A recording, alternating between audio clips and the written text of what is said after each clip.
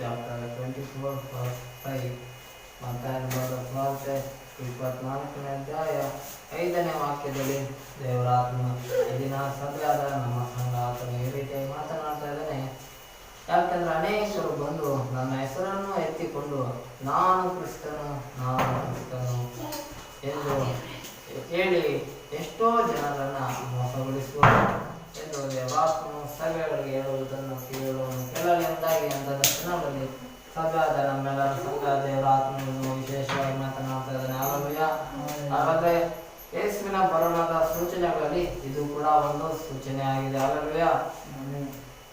ಯೇಸು ಕ್ರಿಸ್ತನಿಗೆ ಶಿಷ್ಯರು ಕೇಳ್ತಾರೆ 3ನೇ ಅಧ್ಯಾಯದಲ್ಲಿ ಆತನು ಎಣ್ಣೆಯ ಮರಗಳ ಗುಡ್ಡದ ಮೇಲೆ ಕೂತಿದ್ದಾಗ ಶಿಷ್ಯರು ಆತನ ಬಳಿಗೆ ಪ್ರತ್ಯೇಕವಾಗಿ ಬಂದು ಇದು ಯಾವಾಗ ಆಗುವುದು, ನಿನ್ನ ಪ್ರತ್ಯಕ್ಷನಾಗುವುದಕ್ಕೂ ಯುಗದ ಸಮಾಪ್ತಿ ಅಂತ್ಯ ಆಗುವುದಕ್ಕೂ ಏನು ಸೂಚನೆ ಎಂಬುದಾಗಿ ಯೇಸು ಕ್ರಿಸ್ತನನ್ನ ಯೇಸುವಿನ ಶಿಷ್ಯರು ಬಂದು ಕೇಳುವವರಾಗಿದ್ದಾರೆ. ಹಾಲೆಲೂಯ. ಆಗ ಯೇಸು ಕ್ರಿಸ್ತನ ಈ ಸೂಚನೆಗಳನ್ನ ಆತನು ಹೇಳುವವನಾಗಿದ್ದಾನೆ. ಹಾಲೆಲೂಯ.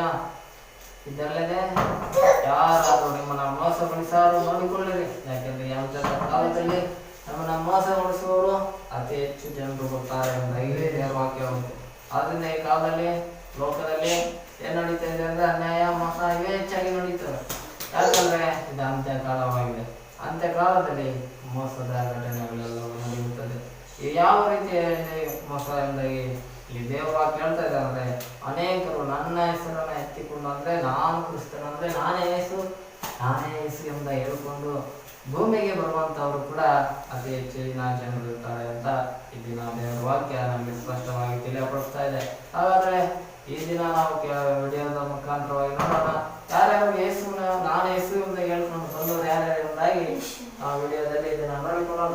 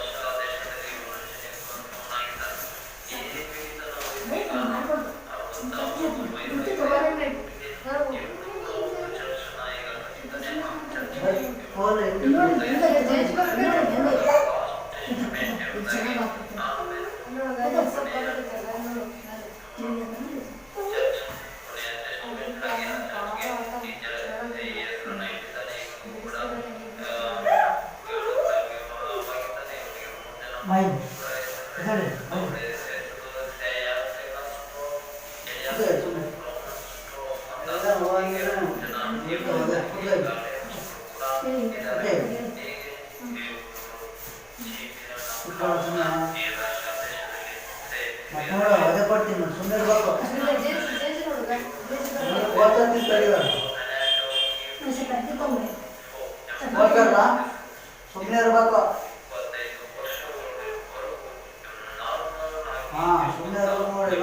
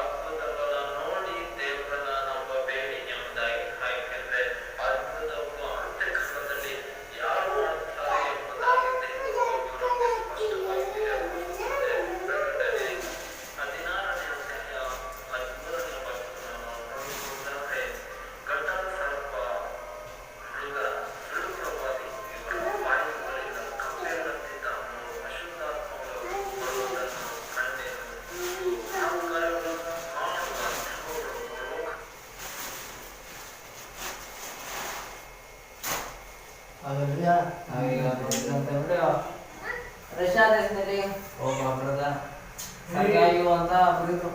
ಅವ್ರ ಸಗಾಯು ಅನ್ನೋ ಒಬ್ಬ ಮನುಷ್ಯ, ಅವ್ನಿಗೆ ಅವನೊಂದು ಕೆಲಸ ಇದ್ದ. ಆ ಕೆಲಸ ಅವ್ನು ಮಠ ಬರುತ್ತೆ. ಆ ಕೆಲಸ ಹೋದ್ಮೇಲೆ ಅವನು ತೀರ್ಮಾನ ಮಾಡ್ದ. ನೋಡ್ದೆ ಅವ್ನು ಯಾವ ತರ ಕೂದ್ಬಿಟ್ಟಿದ್ದಾನಂದ್ರೆ ಏಸು ತರನೇ ತಲೆ ಕೂದ್ಬಿಟ್ಟಿದ್ದಾನೆ, 1 kg ಎಡೆ ಬಿಟ್ಟಾಗಿ. ಅಲ್ಲಿ ನೋಡ್ದೆ ಇವನೇ ಯಾರಂತ ಎಲ್ಲರೂ ಏಸನೇ ಅನ್ಕೊಂಡ್ಬಿಡ್ತಾರೆ. ಆದ್ರೆ ಅವನು ನಿಜವಾದ ಏಸು ಅಲ್ಲ, ಅವನು ಯಾರು ಸುಳ್ಳು ಏಸು. ಹಾಗಾಗಿ ಮತ್ತೆ 24ನೇ ಅಧ್ಯಾಯ 5ನೇ ವಾಕ್ಯ, ನನ್ನ ಹೆಸರಿನಲ್ಲಿ ಎತ್ತಿಕೊಂಡು ನಾನೇ ಏಸು ಎಂದ ಹೇಳ್ಕೊಂಡು ಅನೇಕ ಜನರು ಬರ್ತಾರೆ ಎಂಬುದಾಗಿ ದೇವ್ರ ವಾಕ್ಯ ಮುಂಚಿತವಾಗಿ ನಮ್ಗೆ 2,000 ವರ್ಷಗಳ ಹಿಂದೆ ಯೇಸು ಕ್ರಿಸ್ತನೇ ಆತನು ಹೇಳಿದ್ದಾನೆ. ಯೇಸು ಹೇಳಿದ ರೀತಿಯಲ್ಲಿ ಈಗ ಏನಾಗಿದೆ ಅಂದ್ರೆ ಸುಳ್ಳು ಯೇಸುಗಳು ಕೂಡ ಭೂಮಿ ಮೇಲೆ ಬಂದ್ಬಿಟ್ಟಿದ್ದಾರೆ. ಈಗ ನೋಡಿದಂತೆ ಆ ವಿಡಿಯೋದಲ್ಲಿ ಸಗಾಯಿಯವರು ಅವ್ರು ಯಾವ ದೇಶದವರು ಅಂದ್ರೆ ರಷ್ಯಾ ದೇಶದಲ್ಲಿ ಇದ್ದಿದ್ದ ಕೆಲಸ ಹೋಗಿದ್ಕೆ ಇವನೇನ್ ಮಾಡ್ಬಿಟ್ಟ ಅಂದ್ರೆ, ನಾನೇ ಯಾವ ತರ ಇದ್ದೀನಿ ಅಂದ್ರೆ ಪಕ್ಕ ಯೇಸು ತರ ಇದ್ದೀನಿ, ಆದ್ರಿಂದ ಇನ್ಮೇಲೆ ನಾನೇ ನಿಜವಾದ ಯೇಸು ಅಂತ ಹೇಳ್ಕೊಂಬಿಡೋಣ ಅಂತ ಹೇಳಿಬಿಟ್ಟು ಇವ್ನು ಹೇಳ್ಕೊಳಕ್ಕೆ ಆರಂಭ ಮಾಡ್ಬಿಡ್ತಾನೆ. ಈ ಮಾತನ್ನ ಲೋಕ ಜನ ಎಲ್ಲ ನಂಬಿಡ್ತಾರೆ. ರಷ್ಯಾ ದೇಶದ ಅನೇಕ ಜನರು ನಂಬಿಟ್ಟು ಇವನೇ ಯೇಸು ನಿಜವಾದ ಯೇಸು ಅಂತ ಹೇಳಿ ಅವನನ್ನೇ ದೇವರ ಅನ್ಕೊಂಡು ಅವನನ್ನೇ ಸ್ವೀಕರಿಸಿ ಅವನಿಗೆ ಈಗ ಏನ್ ಮಾಡ್ತಾರೆ ಅಂದ್ರೆ ಪ್ರೇರಣೆ ಮಾಡ್ತಾರೆ. ಹಾಗಾಗಿ ಈಗ ಆ ಯೇಸುಗೆ ಏನ್ ಮಾಡ್ತಾರೆ, ಒಂದು ದೇವಸ್ಥಾನನು ಚರ್ಚೆ ಕಟ್ಬಿಟ್ಟಿದ್ದಾರೆ. ಇದೆಲ್ಲ ಏನ್ ಸೂಚನೆ ಅಂದ್ರೆ ರಾಸಗೋಳದ ಸೂಚನೆಗಳು. ಯಾಕಂದ್ರೆ ಹೇಳಿದ್ದಾನೆ 24ನೇ ಅಧ್ಯಾಯ 5ನೇ ವಾಕ್ಯದಲ್ಲಿ, ನನ್ನ ಹೆಸರನ್ನು ಹೇಳಿಕೊಂಡು ಅನೇಕರು ಸುಳ್ಳು ಪ್ರವಾದಿಗಳು, ಸುಳ್ಳು ಸೇವಕರು, ಸುಳ್ಳು ಯೇಸು ಎಂಬುದಾಗಿ ಹೇಳ್ಕೊಂಡೇ ಬರುವಂತವರು ಕೂಡ ಲೋಕದಲ್ಲಿ ಹೆಚ್ಚಾಗಿರ್ತಾರೆ. ಆದ್ರಿಂದ ದೈವಜನರಾದ ನಾವು ಬಹಳ ಎಚ್ಚರಿಕೆಯುಳ್ಳವರಾಗಿ ಜೀವಿಸಬೇಕಾದಂತ ಕಾಲ ಈ ಕಾಲದಲ್ಲಿ ಆಗಿದೆ. ಯಾಕಂದ್ರೆ ಯಾವಾಗ ನಾವು ಅಂಥದ ಕಾಲಕ್ಕೆ ಬಂದಿದ್ದೇವೆ. ಆದ್ರಿಂದ ದಿನಗಳು ಕೂಡ ಬೇಗ ಎಷ್ಟು ಬೇಗನೆ ಹೋಗ್ತಾ ಇದ್ದಾವೋ ಅಷ್ಟು ಬೇಗನೆ ದೇವರ ಬರೋಣ ಕೂಡ ಬರುವಂತದ್ದಾಗಿದೆ.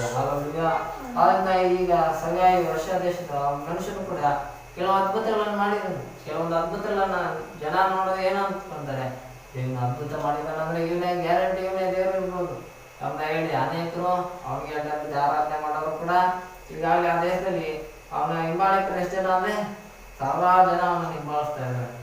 ಇದೆಲ್ಲ ಸೈತಾನನು ಮಾಡುವಂತ ಕಾರ್ಯವಾಗಿರುತ್ತೆ. ಆದ್ರೆ ನಿಜವಾದ ಯೇಸು ಕ್ರಿಸ್ತನು ಹೇಗಿದ್ದಾನಂದ್ರೆ, ಆತನು ಪರಲೋಕದಲ್ಲಿದ್ದಾನೆ, ಆತನ ಮುಖಭಾವ ಹೇಗಿದೆ ಎಂಬುದಾಗಿ ಹೇಳುತ್ತಾರೆ, ಸೂರ್ಯನಿಗಿಂತಲೂ ಪ್ರಕಾಶಮಾನವಾಗಿದೆ. ಅದರಿಂದ ಪ್ರಕಟಣೆ ಗ್ರಂಥದಲ್ಲಿ ನಮ್ಗೆ 1ನೇ ಅಧ್ಯಾಯದಲ್ಲಿ ಯೇಸು ಕುರಿತ ಹೇಳುತ್ತೆ,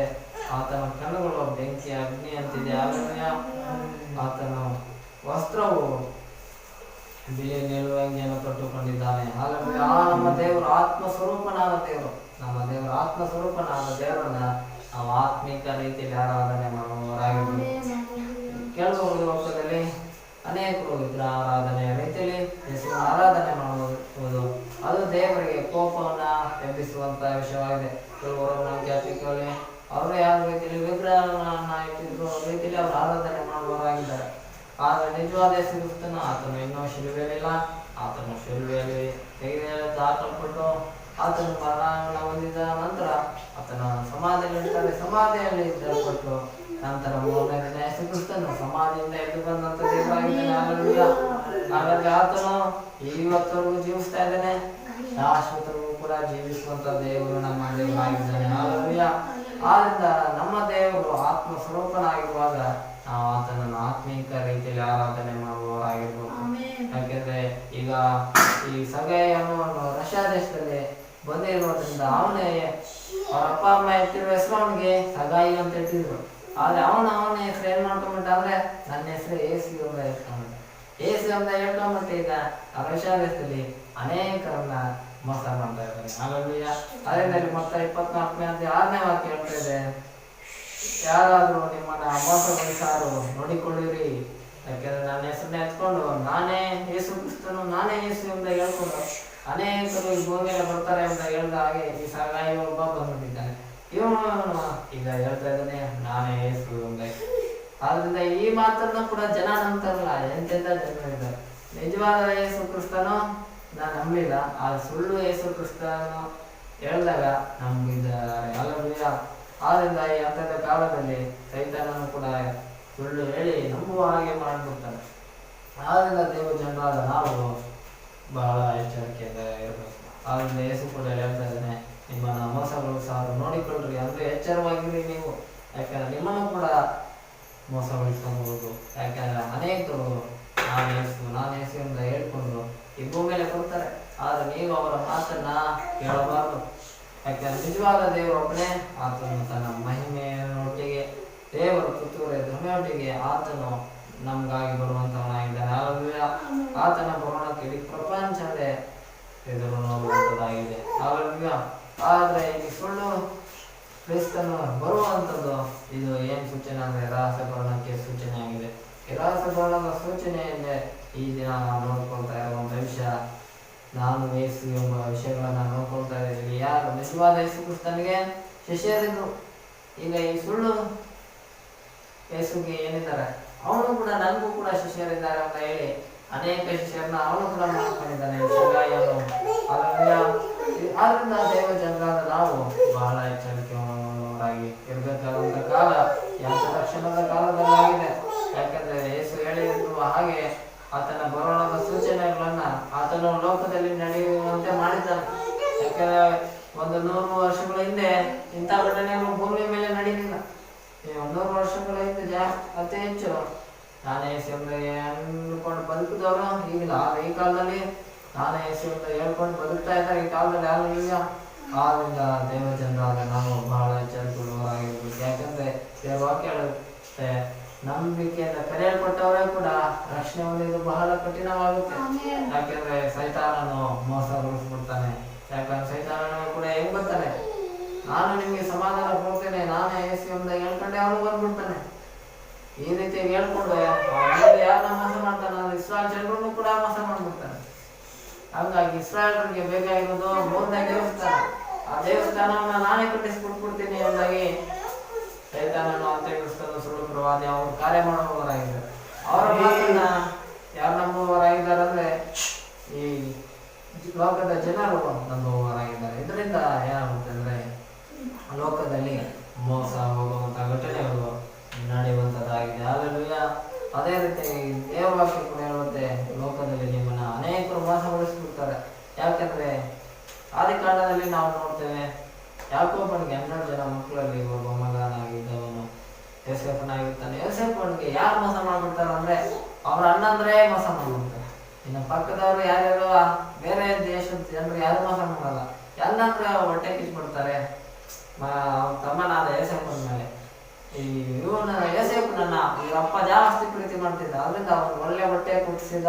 ಆ ಬಟ್ಟೆನ ನೋಡಿದಾಗೆಲ್ಲ ನಮ್ ಯಾರು 11 ಜನಕ್ಕೂ ನಮ್ಮಪ್ಪ ಒಳ್ಳೆ ಬಟ್ಟೆ ಕೊಡಿಸಿಲ್ಲ, ಇವನಿಗೆ ಮಾತ್ರ ಒಳ್ಳೆ ಬಟ್ಟೆ ಕೊಡಿಸ್ಬಿಟ್ಟಿದ್ದಾನೆ ಅಂತ ಹೇಳಿ ಅನ್ನಂದ್ರೆ ಎಲ್ಲ ಹೊಟ್ಟೆ ಕಿಚ್ಕೊಂಡ್ಬಿಡ್ತು. ಹಂಗಾಗಿ ಇವನ್ನ ಹೆಂಗಾದ್ರೂ ಮಾಡಿ ಸಾಯಿಸ್ಬೇಕು ಅಥವಾ ಏನಾದ್ರು ಮಾಡ್ಬೇಕು ಅಂತ ಹೇಳಿ ಇವನನ್ನ ಗುಂಡಿಗೆ ಹಾಕ್ತಾರೆ. ಗುಂಡಿಯಲ್ಲಿ ಹಾಕಿದ್ರೆ ನಮ್ಗೇನು ಲಾಭ ಬರಲ್ಲ. ಇಲ್ಲಿ ಯಾವ್ದೋ ಬೇರೆ ದೇಶದವರು ಹೋಗ್ತಾ ಇದ್ರೆ ಅವ್ರ ಮುಂದೆ ಇವ್ರನ್ನ ಮಾರ್ಬಿಡೋಣ ಅಂತ ಹೇಳಿ ಅಣ್ಣಂದ್ರು ತಮ್ಮನ್ನೇ ಮಾರ್ಬಿಡ್ತಾರೆ ದುಡ್ಡುಗೋಸ್ಕರ ಮಾರಿದ ತಕ್ಷಣ ಅವನನ್ನ ಈಜಿಪ್ಟ್ ದೇಶದ ಜನರು ಅವನನ್ನ ಈಜಿಪ್ಟ್ ದೇಶಕ್ಕೆ ಕರ್ಕೊಂಡು ಹೋಗ್ಬಿಡ್ತಾರೆ. ಆದ್ರೆ ಇವ್ರು ಇದ್ದಿದ್ದು ಇಸ್ರಾಯಲ್ ದೇಶದಲ್ಲಿ ಅವರು ಪ್ರಯಾಣಕ್ಕೋಸ್ಕರ ಬಂದಿದ್ದಾಗ ಆ ಸ್ವಂತ ಅಣ್ಣಂದ್ರೆ ಯೋಸೇಫನ ಮಾರ್ಬಿಟ್ಟು ಮೋಸ ಮಾಡ್ಬಿಡ್ತಾರೆ. ಹೀಗೆ ಸ್ವಂತದವ್ರು ಏನಾದ್ರು ಮಾಡ್ಬಿಟ್ರು, ಯೋಸೇಫನಿಗೆ ಮೋಸ ಮಾಡ್ಬಿಟ್ರು. ಆದ್ರಿಂದ ಈ ಭೂಮಿಯಲ್ಲಿ ನಾವು ಬದುಕಿದಾಗ ನಮ್ಮವರು ನಮ್ಗೆ ಮೋಸ ಮಾಡ್ಬೋದು, ಅಕ್ಕಪಕ್ಕದವ್ರು ಮೋಸ ಮಾಡ್ಬೋದು, ಲೋಕದವರೆಲ್ಲ ಮೋಸ ಮಾಡೋದಂತಾನೆ ಅತಿ ಹೆಚ್ಚಿರ್ತಾರೆ. ಆದ್ರೆ ನಮ್ಮನ್ನ ಎಂದಿಗೂ ಮೋಸ ಮಾಡದೇ ಇರುವಂತ ದೇವರು ಯೇಸು ಕ್ರಿಸ್ತನ. ಹಾಗಾದ್ರೆ ಈಗ ಈ ಅಂತ್ಯದ ಕ್ಷಣದಲ್ಲಿ ಕಾಲದಲ್ಲಿ ಇರುವ ನಮಗೆ ಈಗ ಯೇಸು ಹೆಸರಲ್ಲೇ ಬಂದು ಮೋಸ ಮಾಡೋರು ಕೂಡ ಬಂದಿದ್ದಾರೆ ಅಂತ ದೇವರ ವಾಕ್ಯ ಹೇಳ್ತಾ ಇದೆ. ನನ್ನ ಹೆಸರನ್ನ ಹೇಳ್ಕೊಂಡು ನಾನು ಕ್ರಿಸ್ತನ ಅಂದ್ರೆ ನಾನೇ ಯೇಸು ಅಂತ ಹೇಳ್ಕೊಂಡು ಬರೋರು ಅತಿ ಹೆಚ್ಚಾಗಿರ್ತಾರೆ. ಅದೇ ರೀತಿಯಾಗಿ ಇವಾಗ ಸಗಾಯು ಎಂಬ ಮನುಷ್ಯ ಬಂದಿದ್ದಾನೆ, ಅವನೇ ಹೇಳ್ತಾ ಇದ್ದಾನೆ ನಾನೇ ಯೇಸು ಎಂದಾಗಿ ಜನಕ್ಕೆ ಹೇಳ್ತಾನೆ. ಆ ಮಾತನ್ನು ಕೂಡ ಅನೇಕ ಜನರು ಈಗ ನಂಬಿಬಿಟ್ಟು ಏನ್ ಮಾಡಿದ್ದಾರೆ, ಅವನನ್ನೇ ದೇವರಾಗಿ ಮಾಡ್ಕೊಂಡ್ಬಿಟ್ಟಿದ್ದಾರೆ. ಅವನನ್ನೇ ದೇವರಂತ ಮಾಡ್ಕೊಂಡ್ಬಿಟ್ಟು ಅವನಿಗೋಸ್ಕರನೇ ದೇಶದಲ್ಲಿ ಒಂದು ಚರ್ಚನ್ನು ಕೂಡ ಕಟ್ಬಿಟ್ಟಿದ್ದಾರೆ. ಚರ್ಚ್ ಎಲ್ಲ ಕಟ್ಬಿಟ್ಟು ಅವನಿಗೋಸ್ಕರನೇ ಪ್ರತಿ ವಾರ ಹೋಗಿ ಪ್ರೇಯರ್ ಮಾಡ್ತಾರೆ, ಹೋಗಿ ಆರಾಧನೆ ಮಾಡ್ತಾರೆ, ಹೋಗಿ ಅಲ್ಲೂ ಬೈಬಲ್ ಇವನೇ ವಾಕ್ಯ ಹೇಳ್ಬಿಡ್ತಾನೆ. ಏನು ವಾಕ್ಯನೂ ಕೂಡ ನಂಬಿ ಬದುಕುವಂತ ಜನರು ಅತಿ ಹೆಚ್ಚಾಗ್ಬಿಟ್ಟಿದ್ದಾರೆ. ಹಾಲೆಲೂಯಾ. ಹೀಗೆ ಇನ್ನೂ ನಾವು ಯಾರ್ಯಾರೆಲ್ಲ ಬಂದಿದ್ದಾರೆ ಅಂದಾಗಿ ಕೆಲವೊಂದು